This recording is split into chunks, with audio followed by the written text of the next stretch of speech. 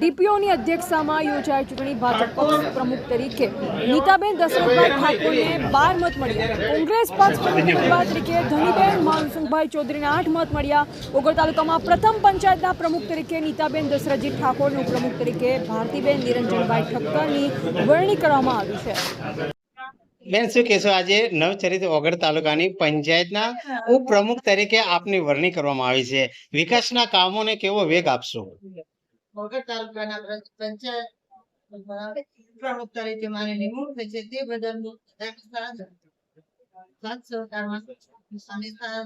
સારી રીતે ઓગળ તાલુકાના વિકાસ કરીશ અને બધાને સાથે રાખીને બધાનું કામ કરીશ.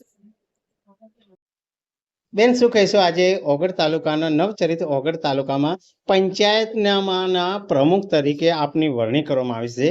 વિકાસના કામોને કેવો વેગ આપશો? ઓગળ તાલુકાના વિકાસ માટે ભારત જનતા વિકાસ કરીશ.